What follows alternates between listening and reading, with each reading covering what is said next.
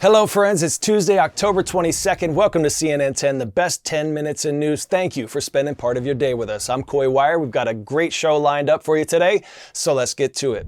We start off in Cuba, where an island-wide blackout happened on Friday when officials there say one of the country's major power plants failed. Multiple major power grid failures left millions without electricity for days. In fact, most of Cuba's population of 10 million people have seen their access to power interrupted. The aging power grid collapsed 4 times over the weekend alone, and that was before Hurricane Oscar made landfall in Cuba on Sunday as a Category 1 storm. Oscar weakened to a tropical storm soon after, but it still hampered efforts to restore power on the eastern part of the island as it brought heavy rains, strong wind, and a powerful storm surge. The Cuban Electrical Union struggled to restore power with over 50,000 workers on the job.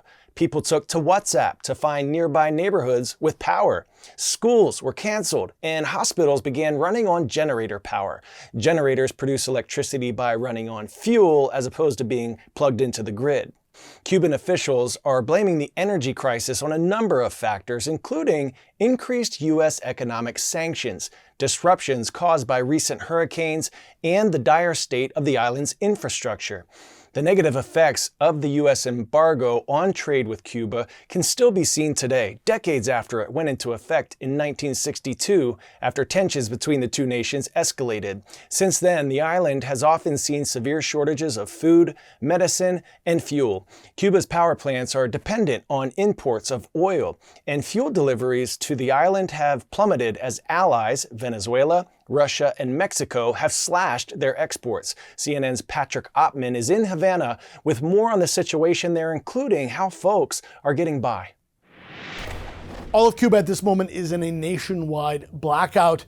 Cubans certainly are no stranger to power outages, but this is very unusual, even for a country that is used to so many shortages and deficiencies like Cuba is.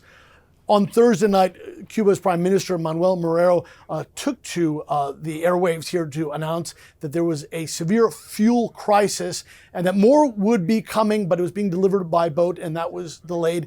And that essentially Cubans would have to tighten their belts, that only essential workers would be required to go to state jobs, that many activities such as nightclubs and cultural events would be canceled to save power. He didn't give any indication, though, that this kind of blackout was coming, and it has shocked Cubans.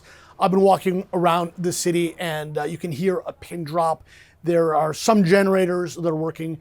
Here in our building, we have power for about another half an hour, and that is because the building has said they have to maintain fuel. No one is really clear when power is going to be restored. Cuban officials said they are working around the clock to see that happen. Already, though, throughout this island, most of the time, there is power outages that sometimes last for 12 hours a day or more. In the countryside, it is far worse. It has been going on for weeks. So very clearly people are on edge. This is something that even for Cubans who are accustomed to going without, to having to make do with the little they have, is somewhat unprecedented. And of course, the longer it goes on, that means people's food spoils. That means they're not able to work. Their kids are not able to go to school. And people become more and more concerned about when power will be restored.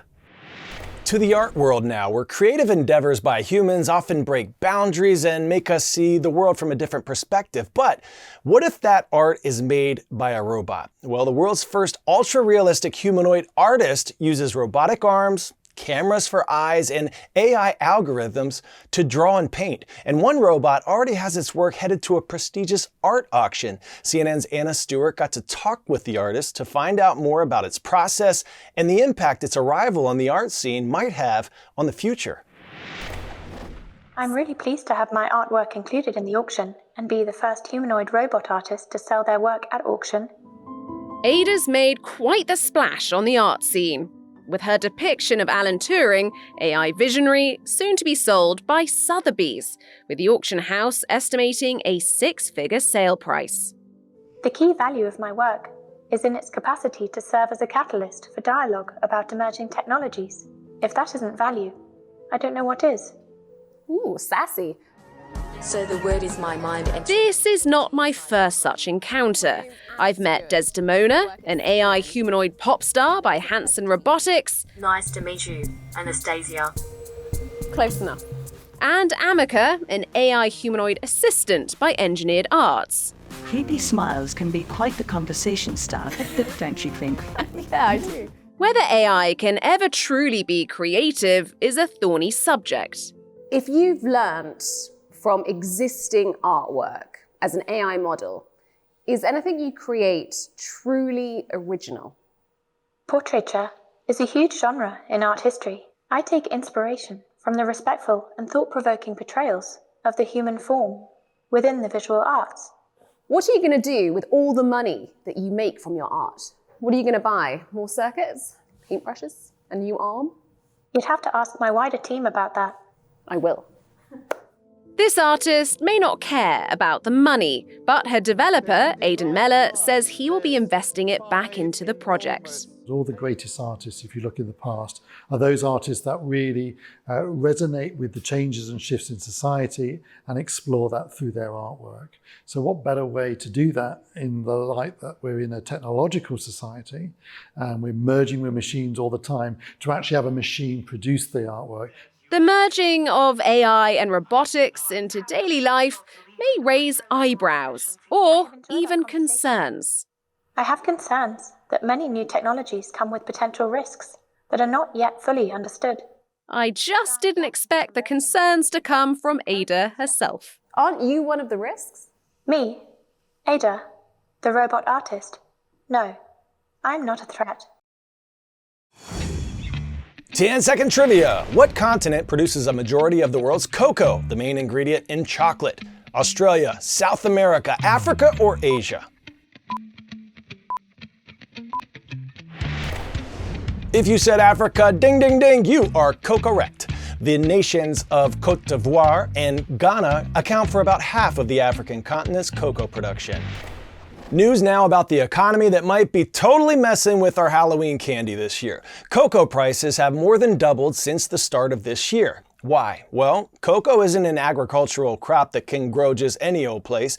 It needs very specific locations and temperature ranges to grow. Last year, cocoa trees were affected by everything from El Nino raising temperatures, causing drought stress, to torrential rains that spread a fungal disease, reducing yields of crops. The result? A shortage of cocoa, ergo chocolate. According to data shared with CNN, decreased supply has led to soaring prices that have stayed at record highs. The impact on chocolate production means we might not see as many chocolate candy options in Halloween buckets this month, and of the chocolate bars we see, they might be smaller bars than we're used to seeing.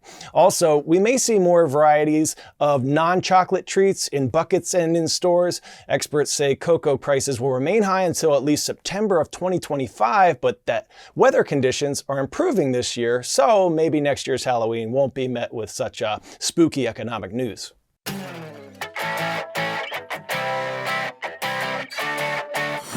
Today's story getting a 10 out of 10, some adorable, intriguing, and straight up spooky pooches. What the heck is that? That is a doggone frightening arachnid costume being strutted in the 34th annual Tompkins Square Halloween Dog Parade in New York.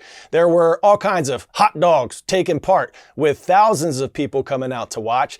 These fetching pups and their human companions showed up and showed out on Avenue A with all kinds of clever canine costumes. We are just 9 days away from Halloween.